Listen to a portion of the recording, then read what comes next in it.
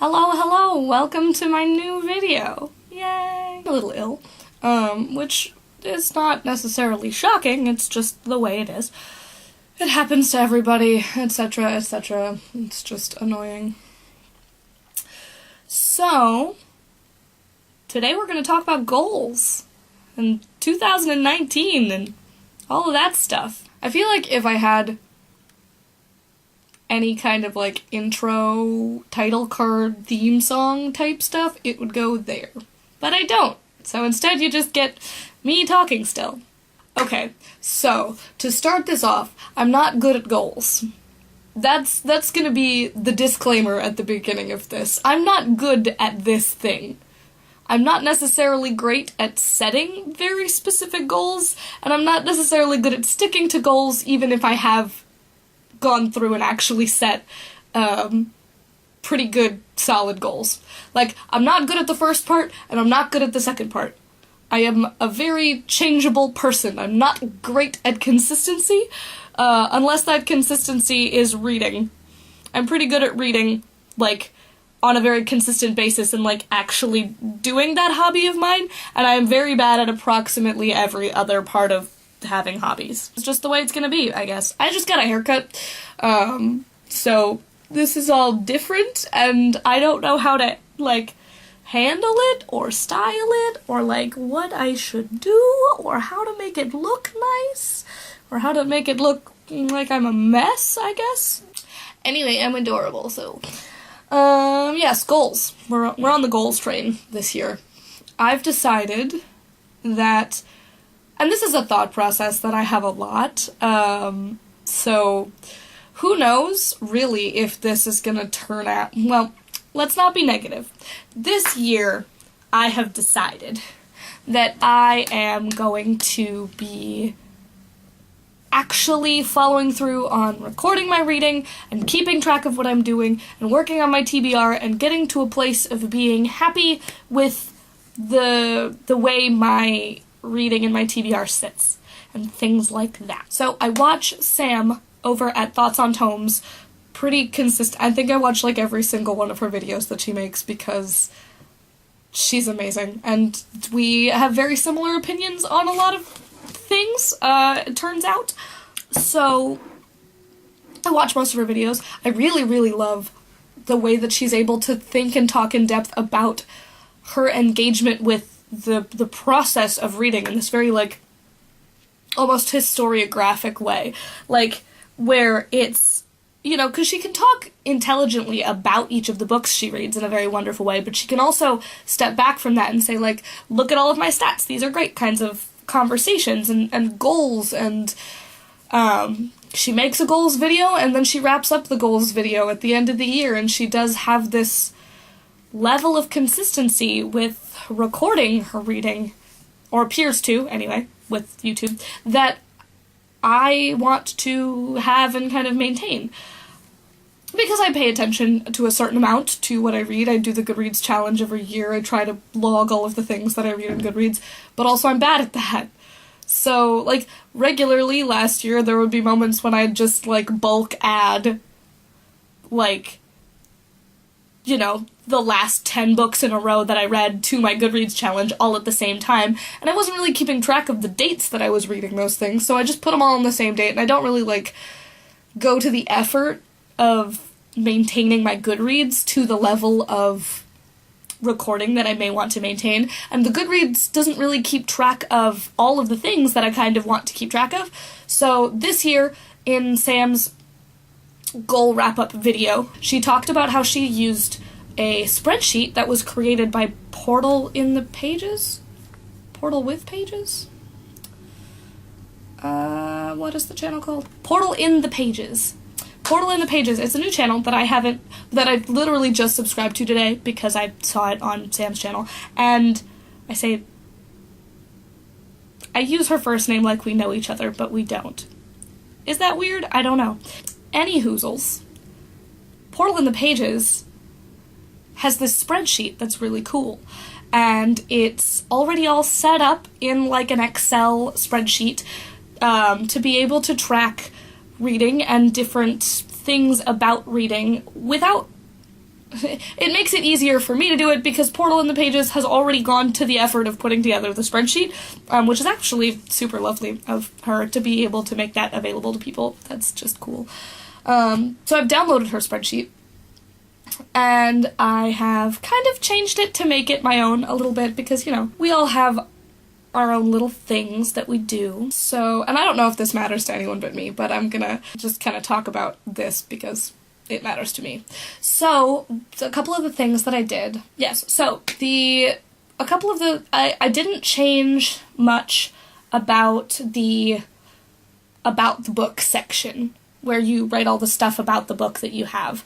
I kept all of that fairly, like, the same. I didn't add or delete things. I added a TBR list page for just to keep track of, like, what did I start the year at in terms of physical books on my shelf and which ones off of this TBR I actually read, because I want to try to maintain a little bit better, like, I want to shrink my TBR. And so because of that, I want to keep track of that better. So I made a page where I can list out every single one and list some of the stats about that. Which I noticed when I was doing this and putting it out that I have a lot of nonfiction on my TBR, which I think is a reflection of a way that I am ambitious about the kinds of things I think I'm going to want to read, and then I never want to read those and I don't pick them up. So that's interesting. I think it's actually kind of interesting to me the way that my favorite genres, my absolute favorite genres, don't number very high on my TBR, because when I buy books in those genres, I tend to read them right away. But when I buy books in genres that maybe aren't my favorite, but talk about topics that I really like I have a book on my TBR about the history of the woman who created Nancy Drew, and the Nancy Drew series. And I've been obsessed with Nancy Drew and the game series and the books and that concept of the girl detective for, like, my whole life. So I thought that would be a really interesting book for me, and it's just sat on my shelf, and I've had it for, like, 2 years at this point, because it's about, I should want to read it. I should read it, and I want to read it, but I just don't, and I just haven't. It's not the kind of thing, like, my mood hasn't taken me there yet, and there's a lot of things like that on the shelf that I'm like, yes, I do want to read this, but it's not a genre that I reach for on a regular basis. So now that's essentially the population of my TBR shelves, is genres that I don't reach for on a regular basis, which is odd. Totally explainable, but, like, it's something I want to kind of work on changing. I want my TBR to be books that excite me. I want my TBR to be essentially what it was when I was traveling abroad, which is to say, the next book on my TBR was the next book I bought. So every single book that I had on my every single book that I read was the next one I was excited for. I didn't have this backlog of things that I was gonna be excited for, that I was excited for in the moment I bought them, and then became unexcited for in the process of getting to them. I don't want to have books that sit on my shelf for years and then just get donated when I realize that I just am not interested anymore. I want to read books when I'm interested in them. And yes, so this has led to a couple of resolutions. This is the resolutions part of my ramble, I guess. In the spreadsheet, the Portal in the Pages woman included the 2019 Read Harder Challenge, because she likes that. I've kept all of the challenge bits, just in case I do decide that I want to attempt to do some of them, and look into that. But I've also added a bit at the beginning on the challenge page that includes my personal goals for the year, because I figured that would be probably the best page to do that on, is because I'm challenging myself to try to meet these goals. So, my goals are 1, to shrink my TBR to approximately 30 titles. Right now I'm at like 75, so my hope and my dream is to read books off of my TBR for the majority of the books I read this year. I want the majority of the titles that I finish to be titles off of my TBR shelves and not books that I'm buying. Secondarily, to get myself to this TBR goal, I am no longer going to buy multiple books at a time. I'm not banning myself from buying books completely because I think that's unrealistic. It's not that I go out of my way to buy a lot of books. It's just that when I do buy books, I tend to buy 2 or 3 at the same time. And while that is satisfying in a certain respect, and while I might love all 3 of those titles the minute I buy them, I might fall out of love with them before I finish the first 2 and get to the 3rd one. And that's, I think, the kind of thing that is hindering my TBR progress.